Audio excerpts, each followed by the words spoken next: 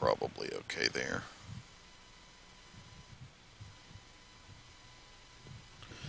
All right, Dr. Cliff, you ready? All right, I'm going to turn your mic hot and come to you in 5, 4, 3, 2. Welcome back to the Dr. Cliff Show. In today's episode, we're talking all about hearing loss and dementia. Coming up. Mics are still hot. Coming in 10 seconds.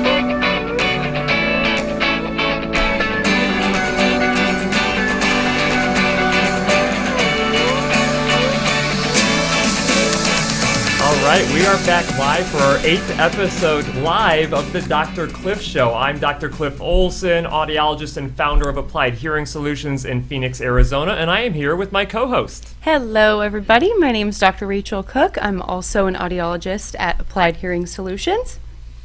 And today, I am so excited for this episode. I've been waiting to talk about this. This is one of my favorite topics. So I'm just going to start it off by saying that approximately 55 million people globally have acquired dementia, and that number is expected to triple in the next 28 years by 2050, which means this is a super serious topic and something that we definitely have to be talking about. And we have 4 fantastic studies to share with you all today about the association between hearing loss, cognition, and dementia, and how hearing aids can potentially even help with that. So definitely stay tuned. We've got a fully loaded episode, and make sure you like and subscribe to the channel if this is the type of content that you like. Awesome. Yeah, this is going to be an exciting one, but before we kick things off, we've got our first sponsor. So who do we have first today?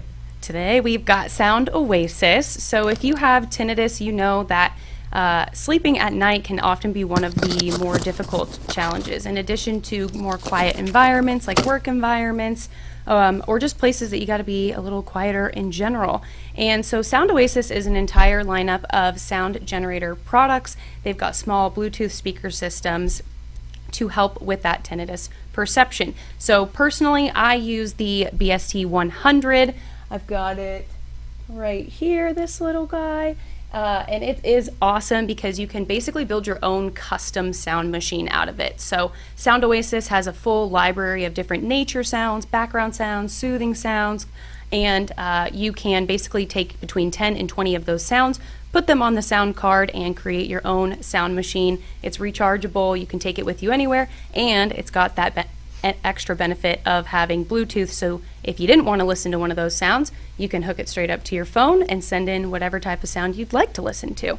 So you can also visit the App Store. They've got an entire range of apps, different type of sound generator apps, and if you visit soundoasis.com and use the promo code SLEEP, you will get 20% off any of their products. Awesome. Thank you, Sound Oasis. So, more statistics. And you guys are going to be getting a lot of statistics today, so just be ready for that. Don't worry, we'll give them some context. It's not going to be a boring show just talking about numbers, but the numbers kind of give reality to the magnitude of what's actually going on here. And so one of the other statistics that is quite surprising to most individuals is that age-related hearing loss is the 3rd most common chronic health condition in the United States, right after arthritis and heart disease. Now, we have a graphic to kind of show what the impact is of hearing loss based on age groups here. So as you can see, the younger the age group, the least likelihood of having hearing loss, even though it does exist. And as you climb up through the age ranges, you can see there that once you start hitting your 50s, 1 in 10 individuals in their 50s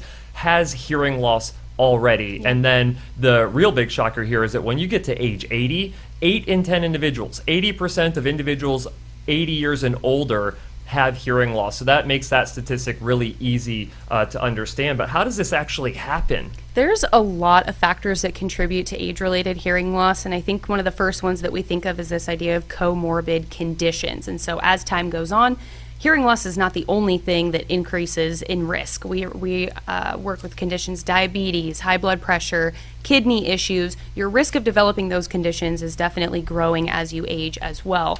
Now there's also several different ototoxic medications, and that term just means that it is toxic to your inner ear and your hearing. And so chronic or sustained use of ototoxic medications throughout the lifespan can be contributing to that as well. And it can also just be propelled by noise-induced hearing loss. And so going throughout the lifespan, getting continually exposed to loud sounds over and over, whether that's occupational noise exposure or even recreational or hobby-based, all of those things are going to come together and just push your risk even further. So absolutely, and it kind of goes both ways though. So hearing loss can be caused by certain things, and then hearing loss can cause other things as well. And we actually have a graphic for this too that is pretty eye-opening if you ask me. So there's a lot of these different conditions that can be, maybe not necessarily caused by hearing loss, but are definitely linked to hearing loss. When you look at cardiovascular disease, you look at kidney disease, you look at increased risk of falling. I think a lot of people are like, well, how the heck is that correlated? Well, when you start looking at the human ear, you look and see that the hearing organ and the vestibular organ are very close to each other, and so there's a link between individuals who have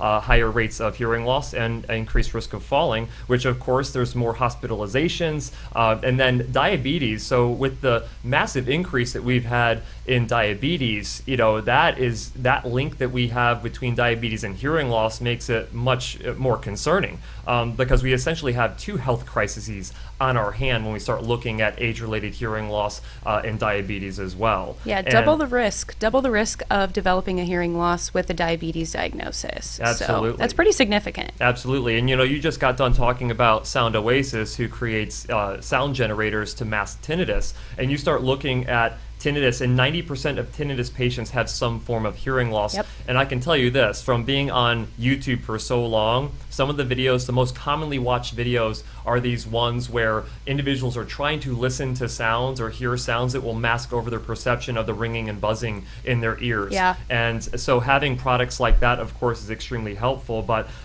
there's just so many people out there with tinnitus that is caused by hearing loss, which a lot of people don't realize. And then, of course, the dreaded smoking. Now, you should not smoke anyway, but 70% increase in risk of developing hearing loss if you are a smoker, and even if you are around smokers significantly. I remember learning this in pediatrics class that the children of parents who smoke have more issues with their ears in childhood even. Secondhand smoke inhalation has pretty much just the same amount of detrimental effects as if you were the person doing the smoking.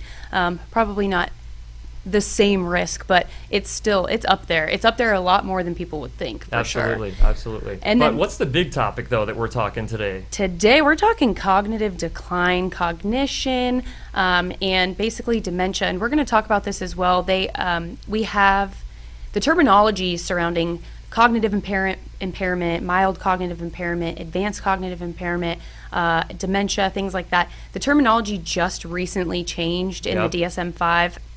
And so we'll talk about that as well. But if you hear us using these terms, cognitive decline, cognitive impairment, and dementia, what we're really just talking about here is brain health and executive function, essentially. Right, and for the context of a lot of what we're talking about today, and so some of the terminology that just changed was this idea of mild cognitive impairment. So that would be the natural progression of your cognition, or maybe even accelerated rate of cognition loss before you're actually diagnosed with dementia, like Alzheimer's disease and all of that. Once you hit that level, it's considered major, cognitive impairment or cognitive issues with that. So anyway, we want to make sure that we're doing a good job tying in all of this terminology well to where we can actually comprehend what's actually going on here. So we will probably start just talking about cognition in general and dementia in general when we're linking all of this stuff together. I agree.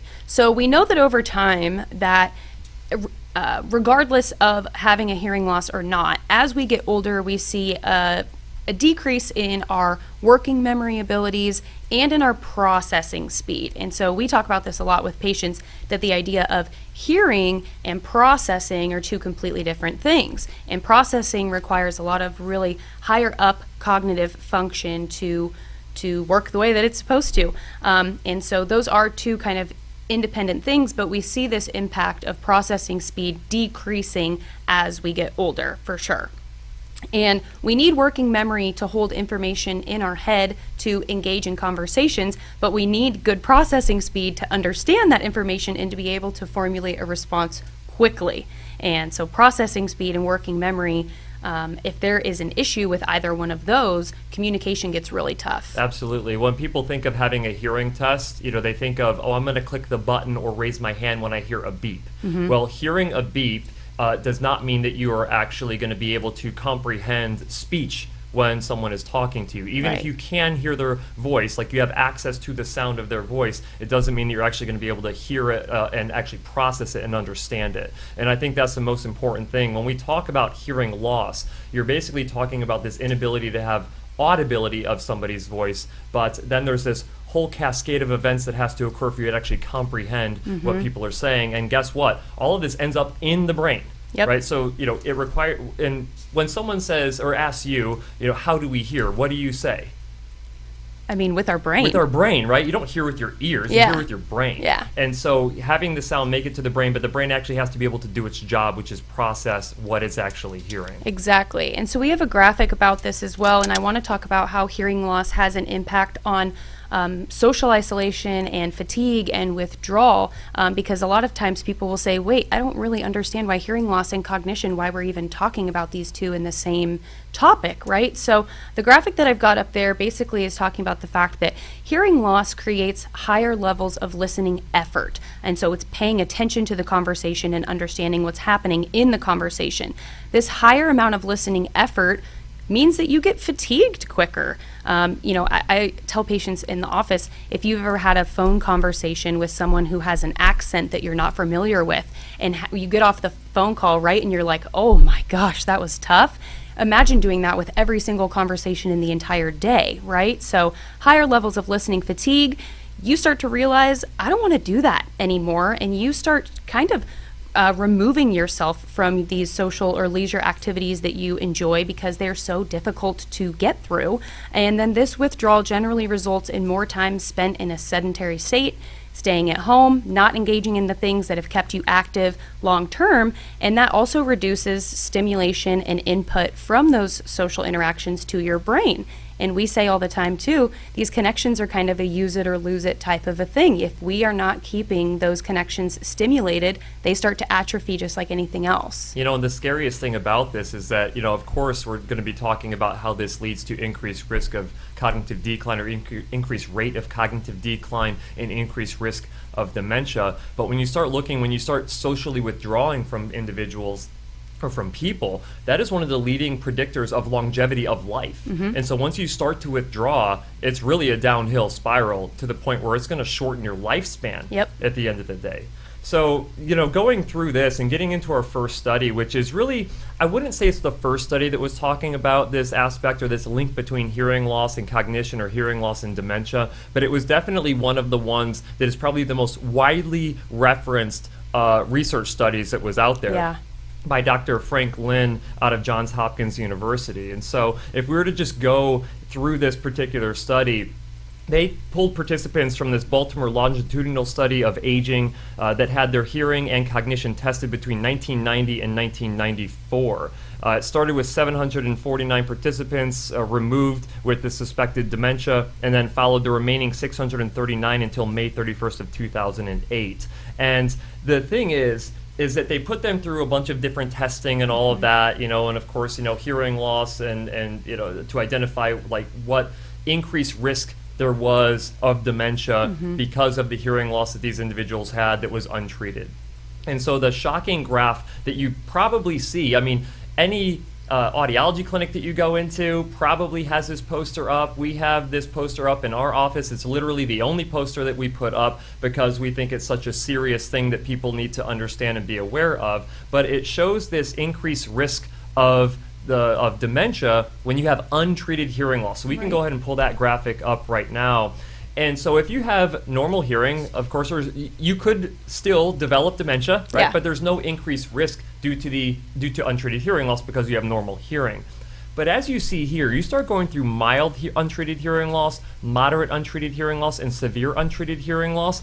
This is the increase that you have in risk of dementia. And so you're talking about it 2 times more likely, 3 times more likely, and 5 times more likely to develop dementia over the course of your lifetime if you have untreated hearing loss at those different severity levels. Right. And that is obviously super impactful, and I think that this was completed in 2011, but this was really the catalyst for really digging deep into the association between hearing loss and cognitive decline, and then starting a lot of research into, okay, well, do hearing aids have an impact on this or not?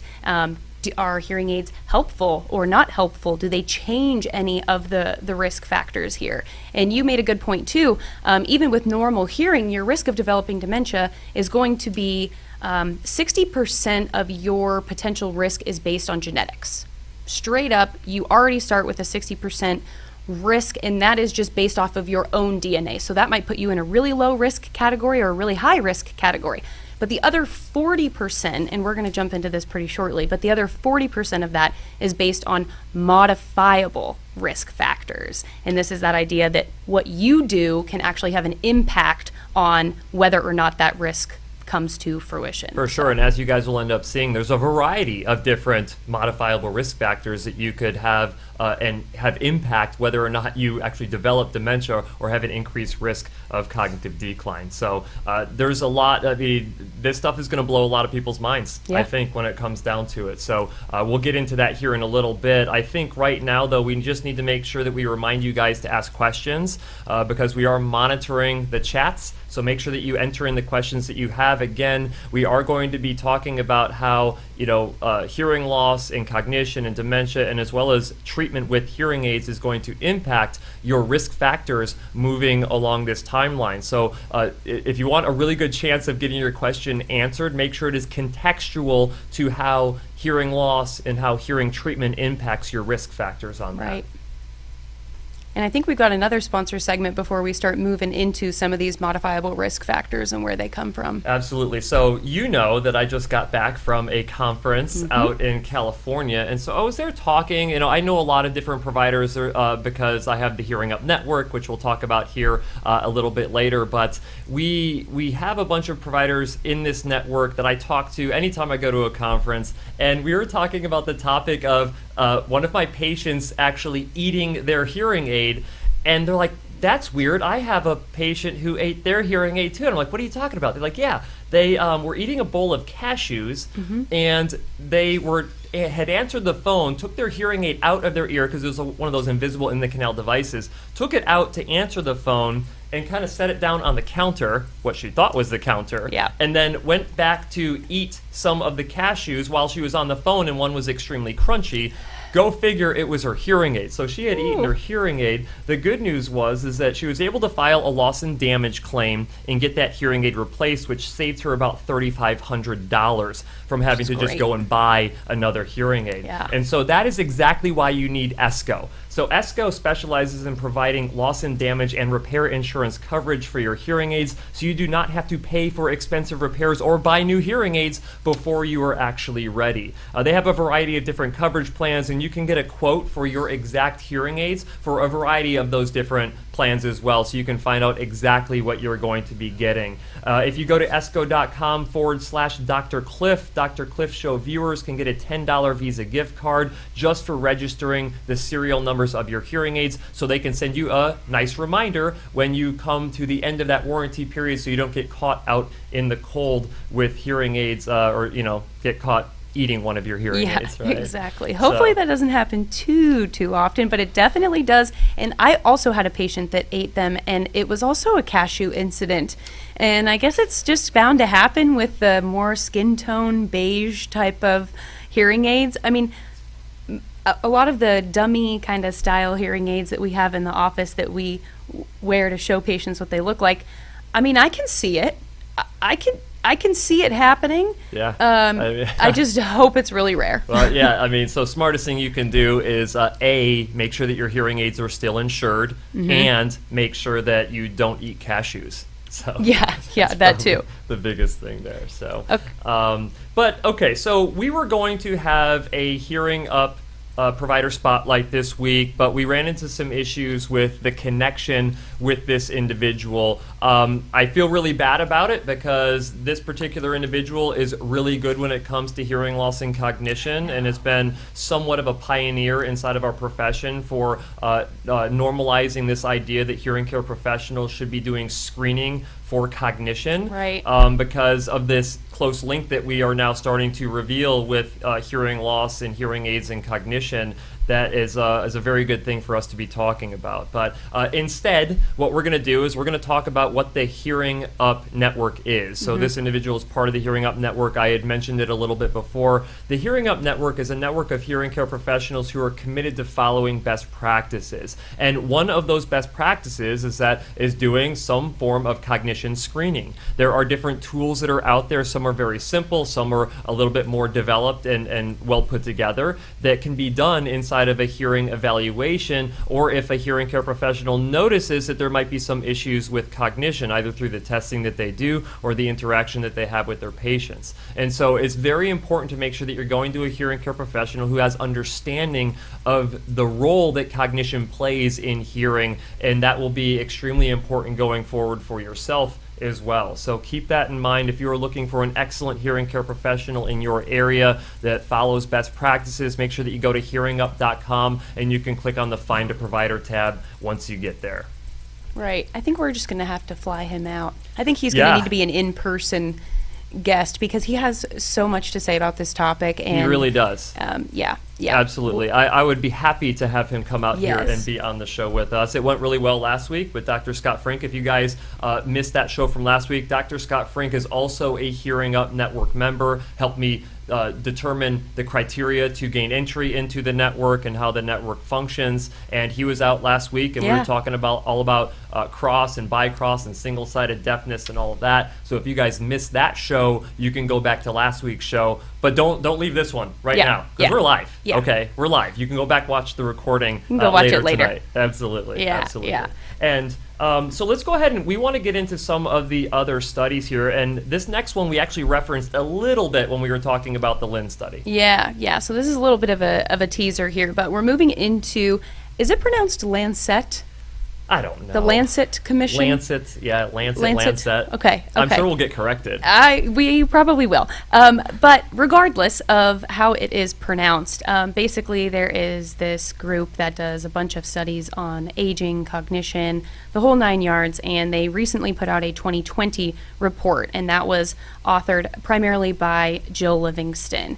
And this 2020 report really confirmed that untreated hearing loss is a huge risk factor for developing accelerated cognitive decline. And so hearing loss in this report was estimated to account for about 10% of the modifiable risk for developing dementia. And then a recent 2022 study that I just snuck in there was that in Brazil, that number jumped up to more like 15%. So somewhere between 7 to 15, maybe even beyond that. Honestly, we're still learning this stuff as it goes. But a huge amount of the modifiable risk. Yeah, and let's pop that graphic up on the screen here, because this definitely. is definitely an eye-opener. So let's just kind of give the layout here. So you have your early life risk factors. So education does play a role into this. That's at about 7%. But where I really want to direct your attention is to the blue circle on the right-hand side of the screen there, where you can see all of these midlife modifiable risk factors. And so hearing loss, you can see, out of anything on that screen, is the largest circle that indicates that 8% of your risk factors, of modifiable risk factors for dementia later in life, is controlled by whether or not you have hearing loss. Yep. And you can see the other ones on there: traumatic brain injury. Hopefully you can modify that by not having a traumatic brain injury over the course of your life.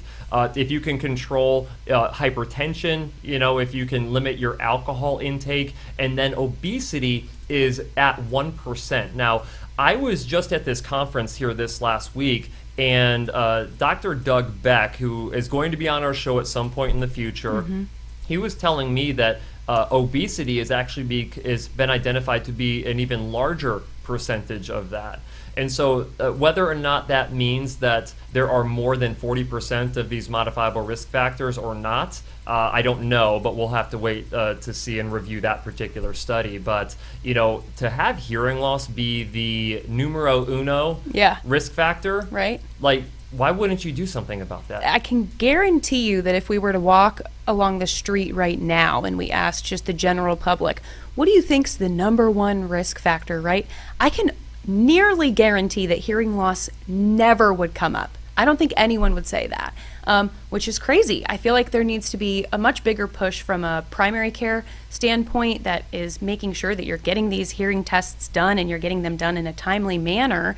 I was actually just looking through recommendations from, who was it? I was reading way too many research articles this week, way too many. But they were talking about when is the best time to get a baseline test done. And there was this idea that between the ages of 18 and 50, you're probably good to get a hearing test done every 10 years or so. After the age of 50, it's probably better to go every 3 years or so. And then once you have a diagnosed hearing loss, generally every year or every other year if things have stayed pretty stable. So this idea that we need to be screening on the front end for this much more aggressively than we are. And I think this also shows us too, we see the biggest risk in the midlife category. These are going to be people between the ages of 45 and 64. This is not something that you want to start thinking about when you're 80, when you're 85. If you are 45, this should be something that you're thinking about. And if you know you have a significant amount of noise exposure, or you know you have one of those comorbid conditions like hypertension or diabetes that puts you at a higher risk, you got to go get your hearing tested stat. And if they identify a hearing loss, you got to do something about it. For sure. And I actually want to pull up that graphic one more time because I think the scariest thing about this graphic is that when you get into later life, do you see hearing loss on there anymore? Nope. That means the ship has sailed. Yep. If you get into later life and you have not addressed your hearing loss at that point, it is no longer a modifiable risk factor. So when I say the ship has sailed, what I mean is that if you are diagnosed with dementia in later life, and you're thinking like, oh, well, I'm just going to start treating my hearing loss now. The ship has sailed. It is too late. You cannot go back in time. Right. And we say this all the time. Never in the history of hearing aids has anyone been successfully treated with hearing aids and went back and said, man, I wish I would have waited later in life to do this. It just never happens. It does not. And it's just a scary thing to think about. And I do not want to be a fear mongerer here. That is not the point of why we're doing this. And I know that there's going to be people out there who are like, Cliff, this is correlation, not causation. And I agree with you. But you know what else was determined to be correlation and not causation when they were doing all of this, finding out if something was bad for you? It was smoking. Right. Right? You can't do a double-blind placebo smoking clinical trial, to determine whether or not smoking causes cancer. So you have to look at the massive swaths of data that is correlative, and through that with smoking, they determine smoking's bad for you. Yep. Smoking is going to give you cancer. Right. So we are eventually, I think, going to get to this point where you have so much correlational data that it is overwhelming, and it is going to be a no-brainer. Right. Right? And then you look at it from the other perspective. What is the negatives? What are the negatives of you actually treating your hearing loss? Because, I can think maybe the one negative is that you could have taken the money that you spent on treatment and went to Disneyland, which is where I happened to go for one of the evenings when I was in California for this conference. And while I think Disneyland is great, I'm like, okay, I could have did without that. But to think that you would go your entire life or from midlife on and postpone treating your hearing loss, but I can't think of a good reason to postpone it. No, and that's if you have control in that, right? So if you've got the financial resources and you've got the resources in terms of a provider in your area, you're not living anywhere that's too rural or anything like that. If you have the means to treat it, then no, I can't think of a single downside to treating it. It's just getting in and getting diagnosed with it. And we know from research as well, So many people come to us and I say, okay, when was the last time you had a hearing test done? I mean, I'm talking like 85-year-old patients, right? They say, never. And I'm like, never? Never, never? Like ever? And they're like, maybe in school, I don't know, maybe all the way. And I'm like, wow, this is just, it's not even on the list of any of the screenings or anything. I don't know. When I go to the doctor, they ask me about all sorts of screening tests that I have had done. When was my last this or that? And it's like hearing tests just keep getting left off of that, Absolutely. Unfortunately. And if we have not been effective enough at this point convincing you that you should at least have a hearing test, then we should probably find different professions at this point. Yeah.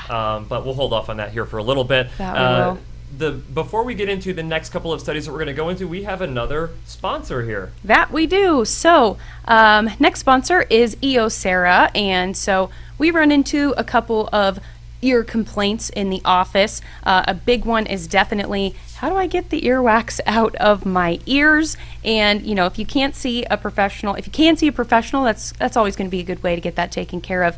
But if you can't, or if you have the kind of wax that needs some additional breaking up before you even get into the office, then Eosera has got some products for you for sure. So they have their Earwax MD formula. This is what we use in the office to help break up and dissolve wax that just won't move. They also have their bulb syringes within their Earwax MD kits to help you kind of flush out anything that has broken up. They even have an electric and rechargeable version of that. I think they call it their Wax Blaster Pro, and that one's pretty great. And they have an entire lineup of products beyond just earwax. So they also have products for ear pain and ear itch as well. They even have their ear view camera, so you can take a look in your own ear if you suspect that anything's going on in there. So all of their ear care products are available at CVS, Walmart, Walgreens, and most national retailers. And if you visit eosera.com and use promo code CLIFF20, you will get 20% off your entire purchase.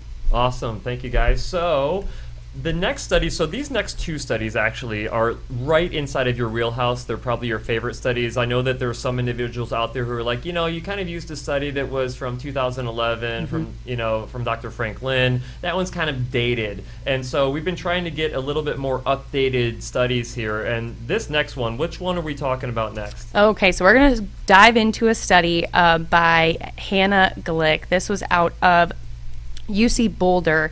And the title of this, just check this out, okay? Cortical neuroplasticity and cognitive function in early stage mild to moderate hearing loss, evidence of neurocognitive benefit from hearing aid use.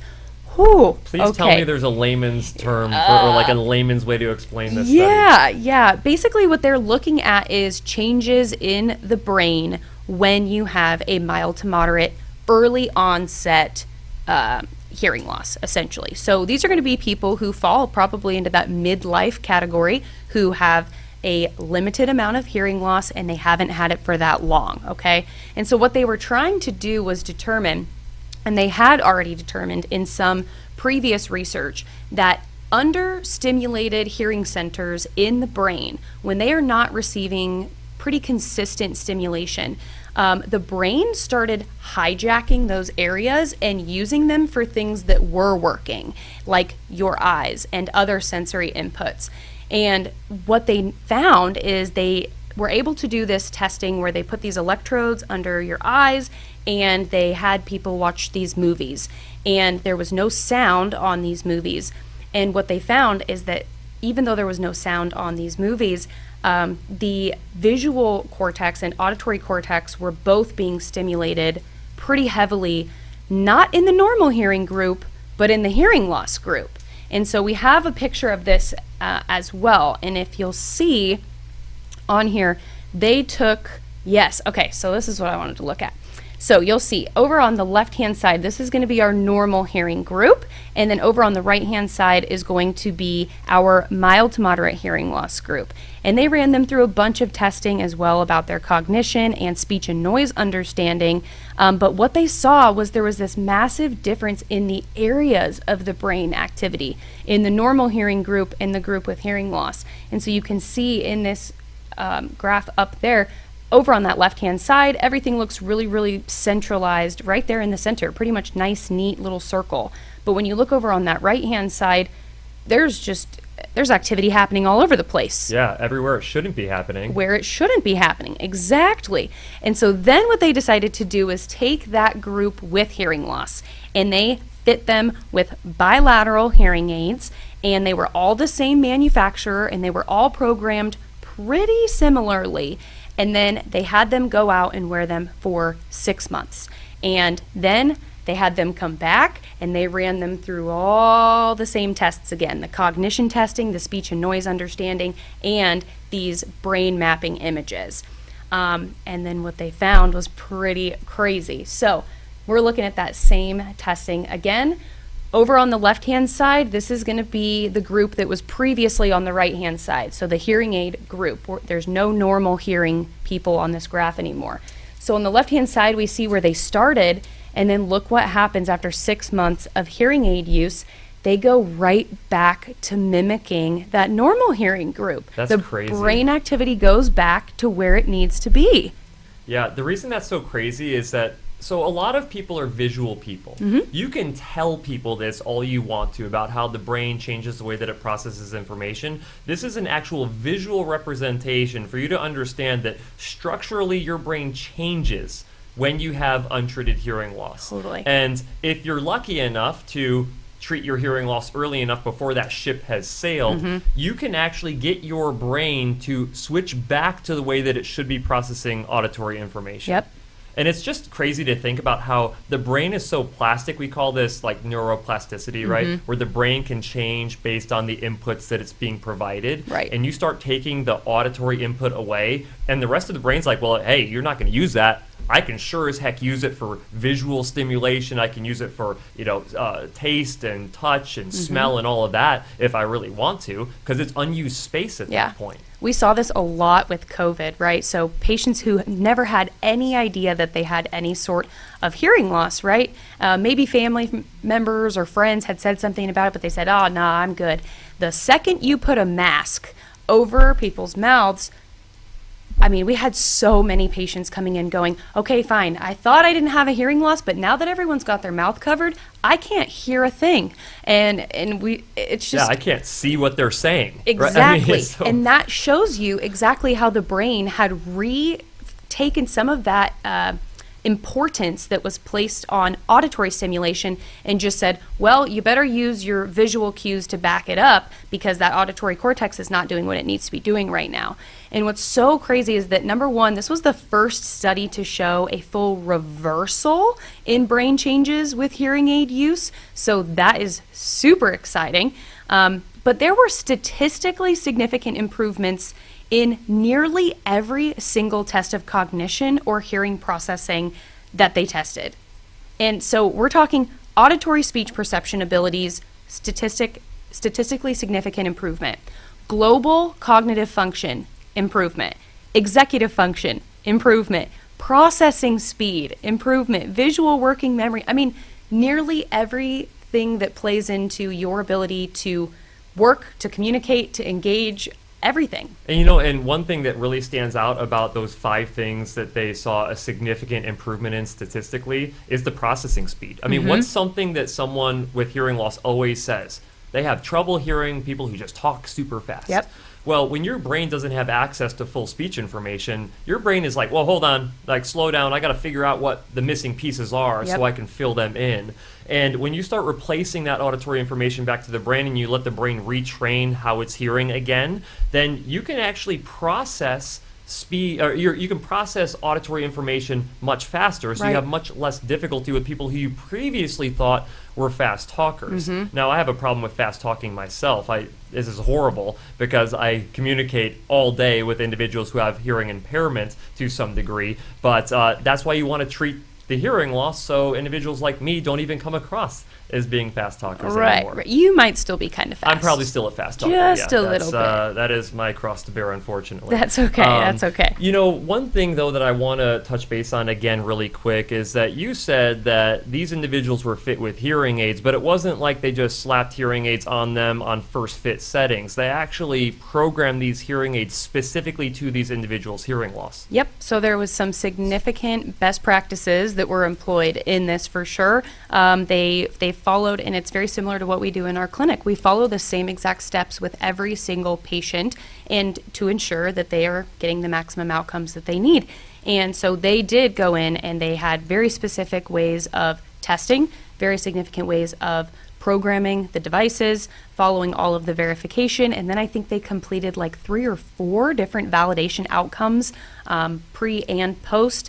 I mean, they really did everything that you could do in terms of a good hearing aid So fitting. you could not make the assumption that if you poorly treat your hearing loss with hearing aids that you would get these results. Definitely not. So that's why, again, I will plug it again, that's why it's so important to find a hearing care professional who follows best practices, and then the group of individuals that we know that does that are the Hearing Up Network members across the United States and Most soon definitely. international, so stay tuned for that. Cool. That'll be pretty cool. Cool. So, okay, so this was the first study, like you said, that could reverse brain changes with hearing loss. But we have another study that we want to jump into here. And when I came back from my conference, you were just super excited about this study. So what's this one about? Okay, so this one then basically took, and this came out in the same exact year. So what's sad is I think that if they had come out a little bit of time apart from one another, they probably would have been able to like connect the two, because a lot of the information that they used in this study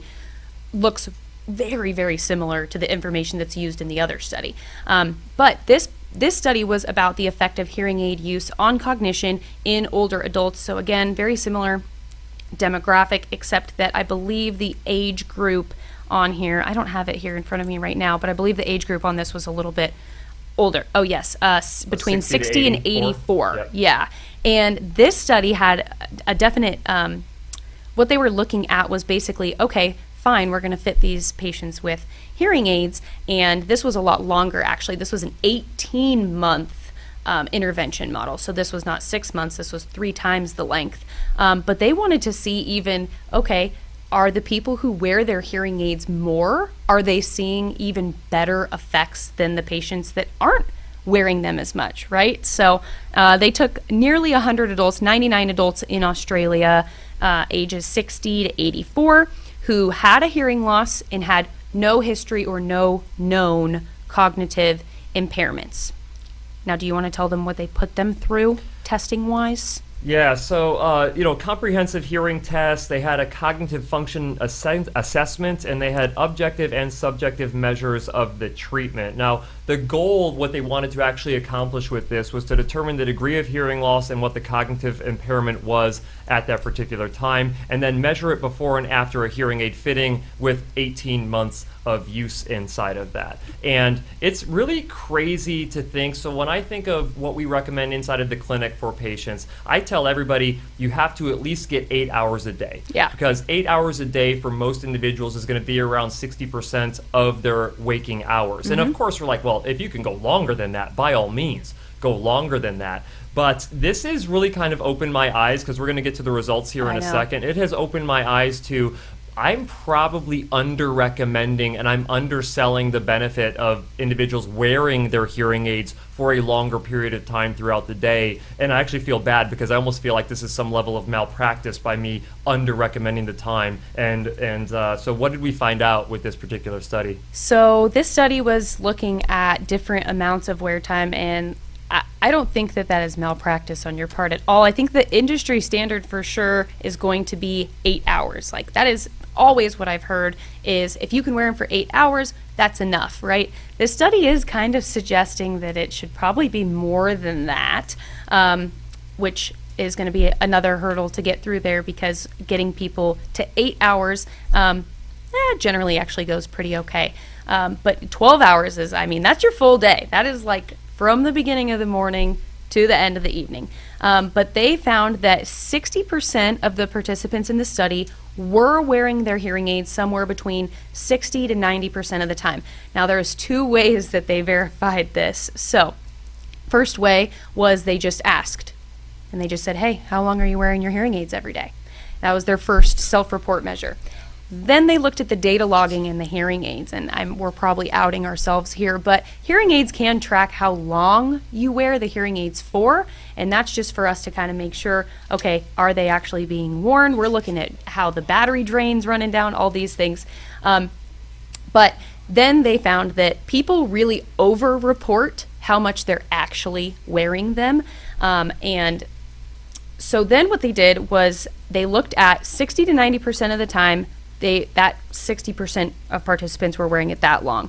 Then they found that there was a significant increase in executive function across the group, for sure, which was great. But then they also found that there was an association between the amount of improvement that we saw in correlation with how long the hearing aids were being worn. And so for the patients who wore them for 90% of their waking hours, which is probably going to be closer to that 12 to probably even 14, plus. I mean, it depends on how long they sleep. If they sleep 8 hours a night, that means there's 16 hours of the day, right? So for the patients who were wearing them 90% of the time, that was definitely the group that saw the strongest improvement. We're talking a 23% improvement from the baseline in executive function. So if you exceed 90% of the waking hours of wear time, so if you are, let's say, awake for 12 hours a day, you're going to want to make sure that you hit up into that 11 hours of that time, roughly. You want to make sure that you're wearing your hearing aids. Right. And when we say executive function is one of those measurables to determine what your cognition is. It's one of several different variables that you can look at to determine your ability, your cognitive ability. And so you're saying that if you wear your hearing aids between 60% and 90% of your waking hours, it leads to a significant improvement, but you get an additional 23% improvement if you exceed 90%. Exactly. So I feel like we need to figure out how long our patients are awake and say, you got to wear them 90%. I know. I mean, I've always used 8 hours as the cutoff, but now we're going to have to start doing some calculations. Okay, how long are you awake each day? And then what's 90% of that? Because it's too important. This study has proven how important that is. And then they even saw too, and I don't really, there was some deeper explanation of why this might be, they're theorizing, but women in this group also saw significant improvements in working memory, in visual attention, and in visual learning, all from this extended hearing aid use. And men didn't have statistically significant impacts from that, but they did in other ways. And again, as a group, everyone saw it. Everyone saw a benefit from wearing. And this doesn't even have anything to do with the dramatic improvement in communication ability that it has on your life and reduce your risk of depression and social isolation and risk of falls and all the other benefits that are associated with this is just a brain health thing. They proved, I mean, I have written on the bottom here, exciting with 10 exclamation points, because it is just exciting. Absolutely it is. So those are the studies that we wanted to present today, and we're going to be going into Q&A in just a second here, but before we do, I want to talk about our next sponsor. So again, I went out to California this last week, and anytime I go into an airport, I look at people. And I'm always looking at their ears. Go figure. I'm looking for hearing aids. I'm looking at earbuds and things like that. And I see a lot of really ugly earbuds that people wear, that they use to stream audio into their ears, music while they're flying or talk on the phone or whatever. These big ugly things that hang out of people's ears, and you're wondering, like, how do they even stay in their ears? And then I saw someone else who was wearing an earbud. I'm like, that one looks freaking cool. And so I started walking up to this individual, and they were not wearing an earbud. They were actually wearing the Resound custom hearing aids. And these guys right here are a much cooler looking earbud that you can use to even treat your hearing loss. And this thing will stream audio. Resound has worked closely with Jabra, which is a sister brand of them, a consumer electronics brand. So from a styling perspective, these definitely have more of the look of a Jabra device. And it's really cool to see that when you have a hearing aid that can kind of blend in with the rest of society, if the one thing holding you back is the way that a hearing aid looks inside of your ear, you don't even have to have people know that you're wearing a hearing aid. And it's become so common for people to wear earbuds in a variety of different situations. And these even look better than the traditional earbuds. They are completely custom fit. They are rechargeable. You can stream any audio into them. You can probably jump in the pool and not even have to worry that you're going to kill these devices because they're so highly rated for moisture resistance and debris resistance. So I have a full review on these particular Resound custom hearing aids. If you want to check them out, of course, you can find them on my YouTube channel. So go check that out. They do look really good. Yeah, I know, right? They're super sharp looking. I love these guys. Yeah, they look great. So now is our time for Q&A, which happens to be one of my favorite parts of the show. And of course, we have Kelsey back, who's been watching all of your comments and finding the really good ones that had to do with hearing loss, dementia, and hearing aids. Yeah, we had a lot of participation today, and I'm always so not surprised, but we're getting more and more interaction with every single podcast we're doing. So this has been really fun for me, getting to interact with everybody out there at home. So thank you again for participating with us. Our first question is something very interesting. So this questioner asks, I wonder if hearing loss leads to cognitive decline, or if cognitive decline caused by nerve degeneration is what causes hearing loss. I think that's kind of what you were talking about earlier, correlation, causation. It's kind of difficult to know because there's so many things that happen in the aging process, right? Yeah, and you look at all these studies, a lot of them have controlled for this idea of is it, age-related decline that's leading to the increased risk. And of course, as you get older, your hearing loss gets worse, and so you can't necessarily, there's a causal relationship here.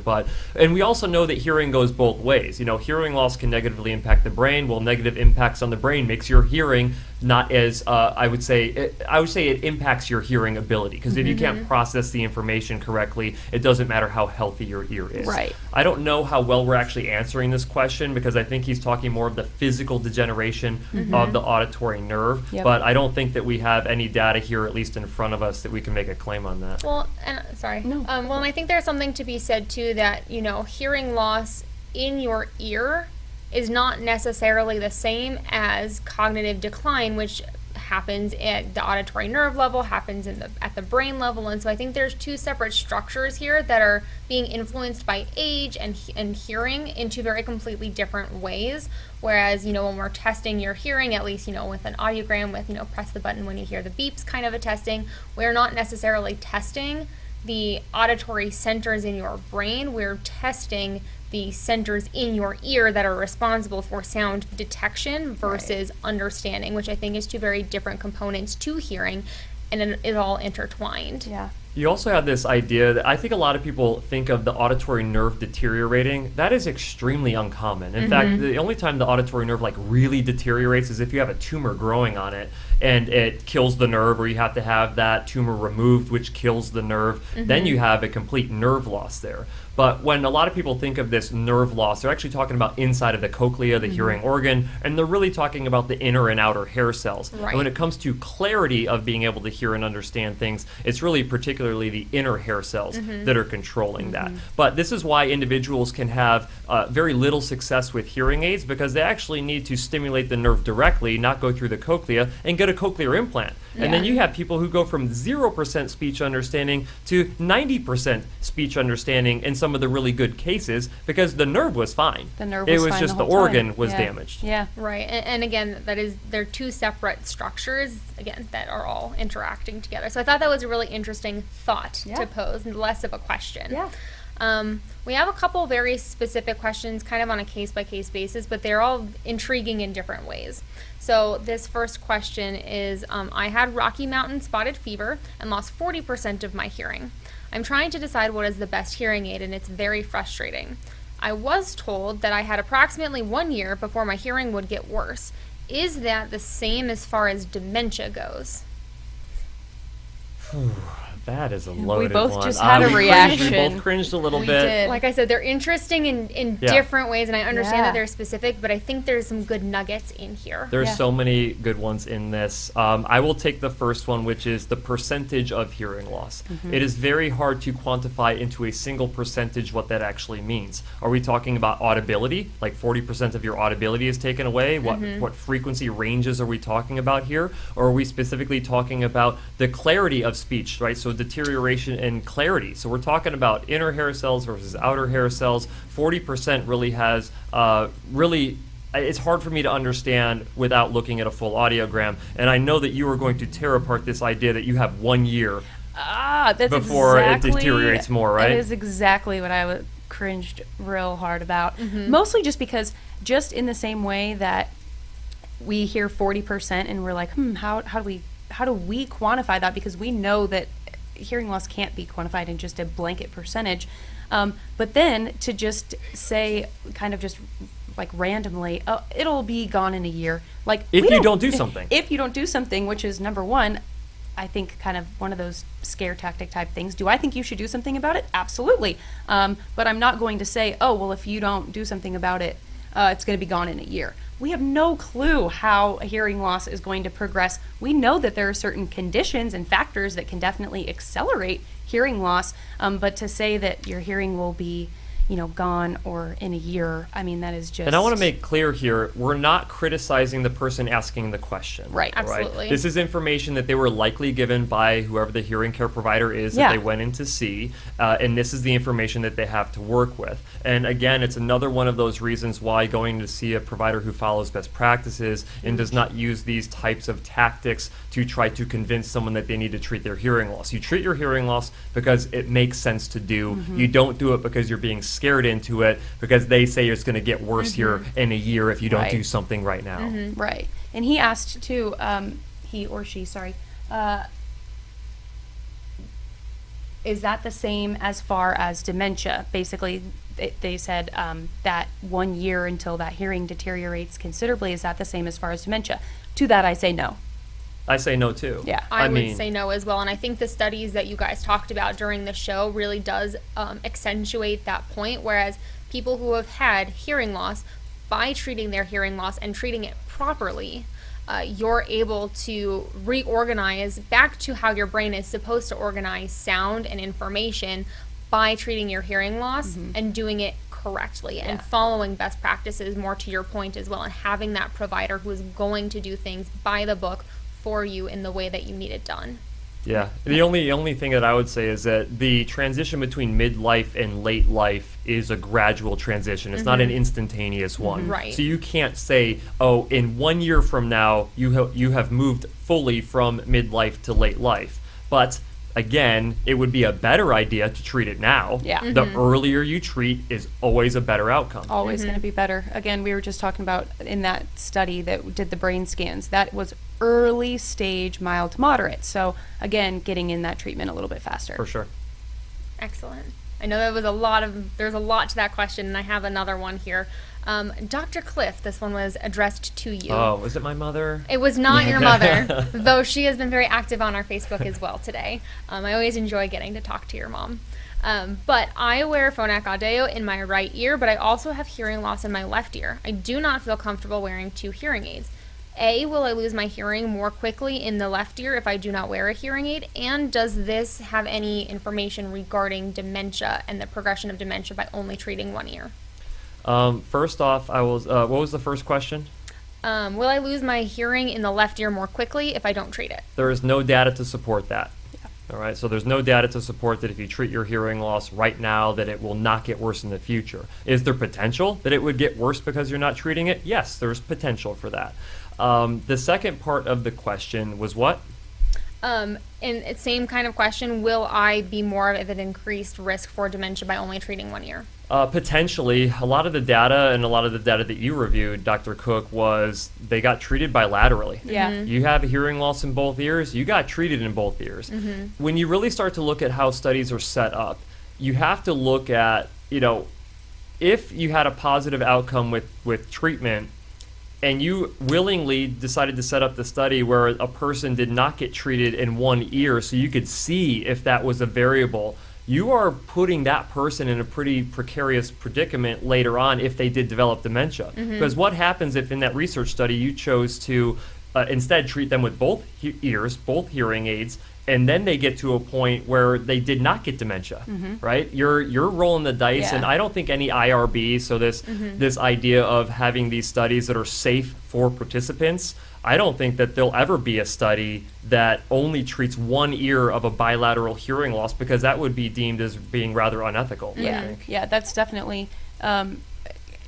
You're totally right. If there is a bilateral hearing loss, there's really no reason to not move forward with bilateral hearing aids. I make the comparison to glasses sometimes in the clinic because everyone's very familiar with glasses, but we generally don't walk around with just one lens in our glasses. If there's an issue in vision in both eyes, we correct the issue in vision in both eyes, and we do that because there's very important factors that come in from having binaural stimulation, whether it's binaural stimulation or bilateral stimulation in our eyes. We have two of them for a reason, and it is kind of important that they're both, firing at full capacity. So let's try to solve this problem then. The issue is that this particular individual who asked the question does not want to wear a hearing aid in the other ear because they find it to either be uncomfortable or the sound of it they don't like, or whatever the case may be. This is one of those situations where you have to find a way to modify the treatment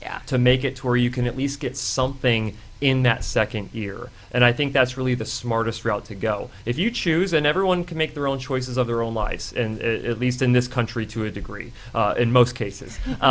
So we won't get into that. But in this particular case, you can make the choice of, if you want to roll the dice on it, you can roll the dice. You do not have to wear a hearing aid in that other ear.